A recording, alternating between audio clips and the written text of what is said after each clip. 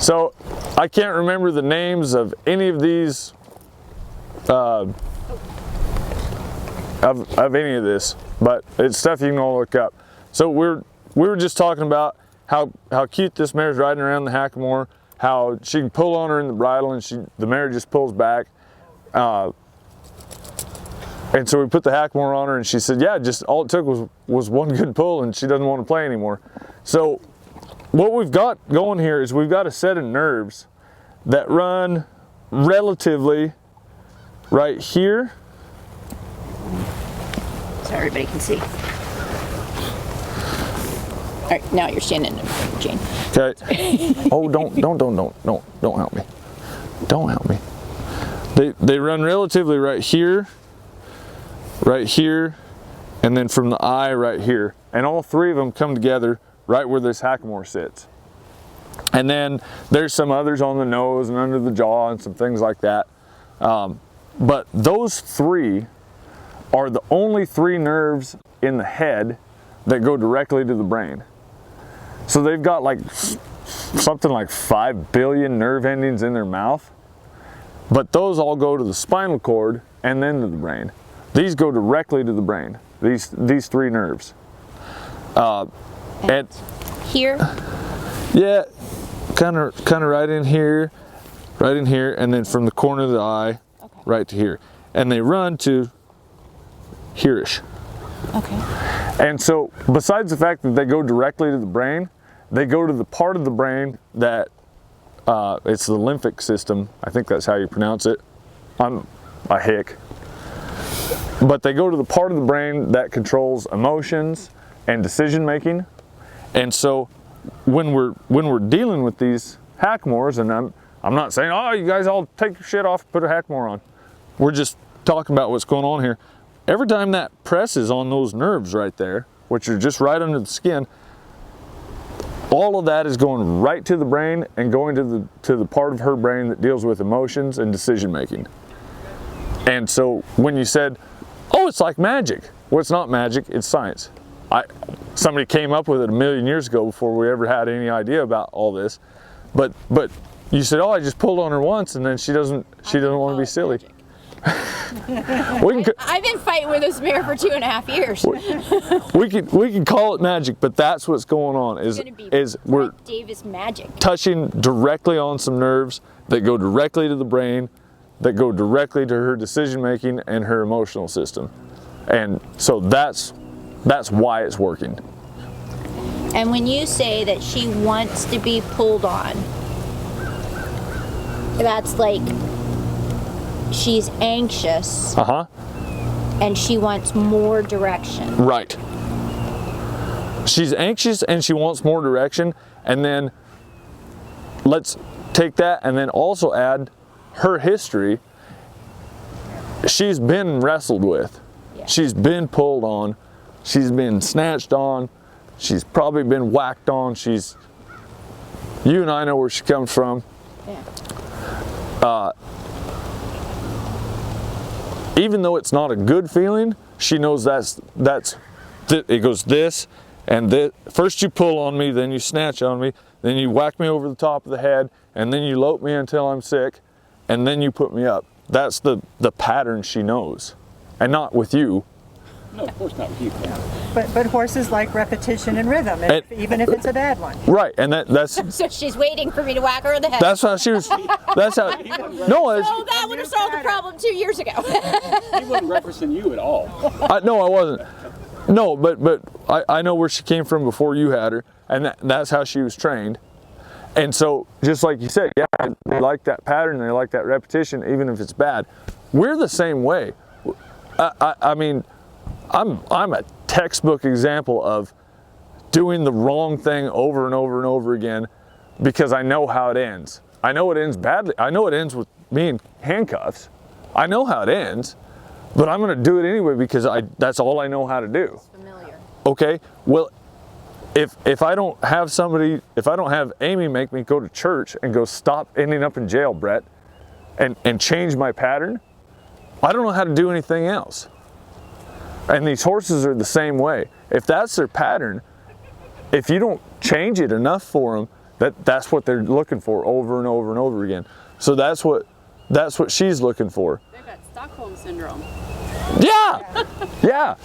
But except for Elvis, because he doesn't have enough bad things happen to him yet to have a pattern, all of these horses have some version of that, right? We talked about her. She's used to let's go fast and take chances. I mean, that's what you do with her on the fox hunt. You go fast and take chances. He's been in the team roping arena. He's used to it's 12 seconds of intensity, 100 miles an hour, and then they go tie me to the trailer, and it's a team roping bum ties me to the trailer for the next 2.5 days while he sits around and drinks beer. You know, that's like I said, Elvis is green enough. He doesn't have any bad decisions, but let's not let him have any.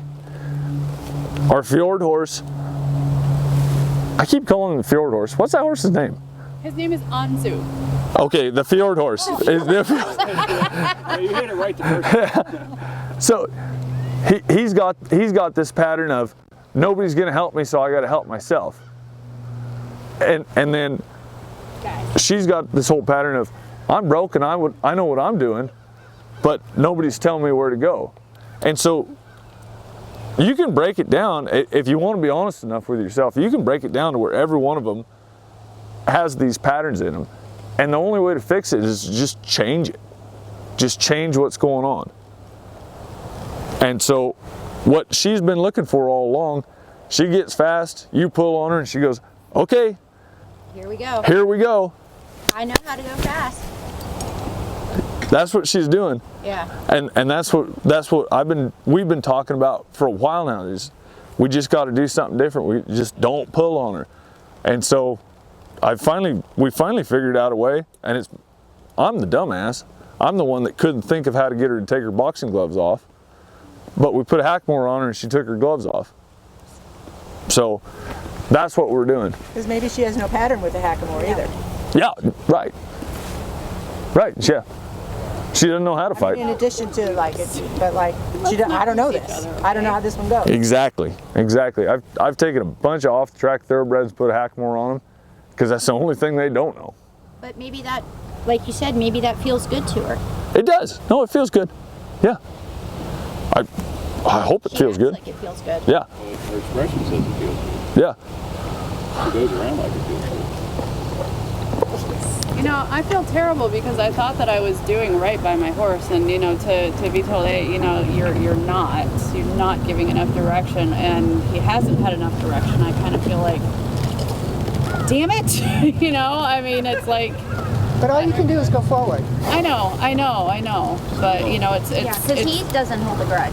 No, but still, it's difficult because, you know, it's like I really did think that, okay, you know, what I had going was going fine, and it really wasn't, or he wouldn't have been speeding up. Right. Know? So there you go. Well, and so those are things that I mean, welcome to the club. Yeah. I feel bad because I thought I was doing the best for my horse, but it turns out I wasn't. Welcome to the club. And that's just a matter of being horseback. It's gonna happen. But that's how you know you're improving too. Improving and progressing. You're looking for real horsemanship. Right. But I can say that with everything. I wish I look back at a German Shepherd we had when I was young. We didn't know what to do with that dog. Now I feel bad how we treated it. Right. It was ignorance. It wasn't mistreatment. Almost as bad, but it's ignorance. Right. And we have to forgive ourselves for things like that. And that's something really important. I'm glad you brought it up because they forgive us. Horses are the most forgiving animals in the world. If not, we couldn't ride them at all ever. Like, this is craziness. We can get on your back and you go around, go at the speed I tell you. And I mean, if you really stop and think about it, it doesn't even make any sense that we get to ride these animals. Strap a dead animal to him. Yeah. Yeah. The hide Yeah. of Put a another carcass animal. on, Yeah. And they just right here. take it, you know, and the ones that don't, we say, well, that's a bad horse. No, he's not a bad horse. That's a normal horse. The rest of these this is wild that it even works. And so they're super forgiving, and And so we need to know that, but then we're all going to make mistakes every day, day in and day out. I get on 10 head of colts every day, and I make a mistake on every one of them. And they forgive me, I have to forgive myself. How long do you bring those colts in? Like, how long is your work when you're working 10? How long do I work them per ride? Per ride. Depends on the horse. I ride a lot of, when I say babies, I mean they're babies, because a lot of them are fertility prospects. So like this time of year, I'm riding a lot of them that are 20 months old. I'm on them 10 minutes. You know, I ride them around. Trot 3 circles in the round pen, get off of them. At this stage, it all depends. And when I say I ride 10 a day, sometimes a ride means you get saddled and put in the trailer and you go to lunch with me. I drive back to the house, have a sandwich, drive back to the barn, unsaddle you and put you away. You know, it's with those babies, it's all a matter of a lot of exposure, a lot of things. If I was trying to ride 10 of any of these a day, that'd be a big day for me, because these are all broke adult horses. You know, that's hard to do. Later in the year, like July, when I'm riding a bunch of burnout barrel horses and screwed up team roping horses and this and that, I don't ride 10 a day. I can't get through 10 a day when they're 6, 7, 8 years old and I'm trying to actually accomplish something. But this time of year with those babies, shoot 10 a day, I'm usually done by 3 o'clock in the afternoon, because they're just babies. They can't take much more than that anyway. I just wanted to say, just to go back to the earlier conversation, I don't think I was ready to ride her in the hackamore in the fall. I don't think so either. You know? Yep. But it's so interesting. You know, I agree with you, Laura, that I feel bad that I wasn't doing any better, but yet I wasn't ready. Like, I personally have to progress as my knowledge changes, I feel like. Yep. No, I think you're right. Okay, and let me just, before we move on, I'll just add on a mechanical part of that. So metaphysically, you're saying you weren't ready for it, whether she was or not, and maybe the pair of you weren't ready for it. Mechanically, this is something I hear about all the time. Well, is it okay for me to do this, move my horse into this bit, change to this deal, go back to a snaffle, go back to a hackamore? Is it okay? It's always okay. It's okay with me. I don't care. Do whatever you want. Might not be okay with your horse, but it's not a big deal changing stuff around and trying other things. When we've got really, really green horses that we've got a regimented program that we're trying to do, well, yeah, don't screw with their brains by changing stuff around all the time. But you know, I'm from the West Coast. I'm a spade bit man.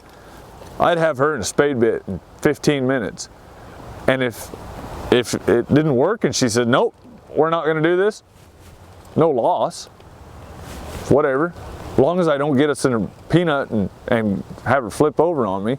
But if she says, no, I can't operate in this, didn't hurt anything. Didn't hurt anything to try.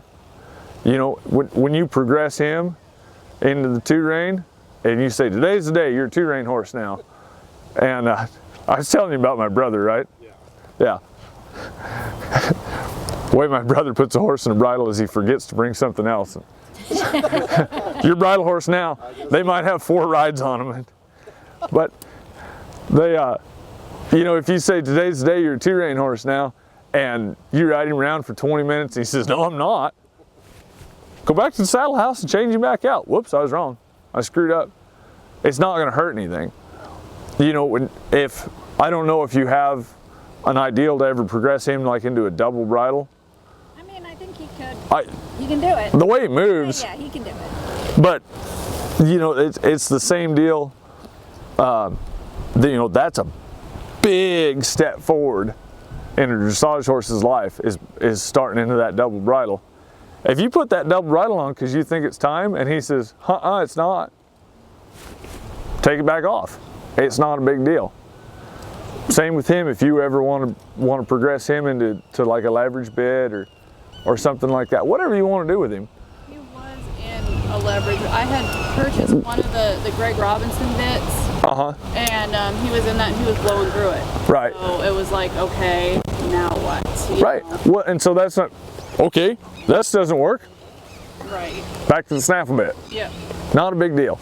And so those are things that as horsemen, and pardon me ladies, I just use that as a generic term, but as horsemen, we have to be comfortable with the fact that, well, that didn't work, trying something else. You know, Don't misgender me. No.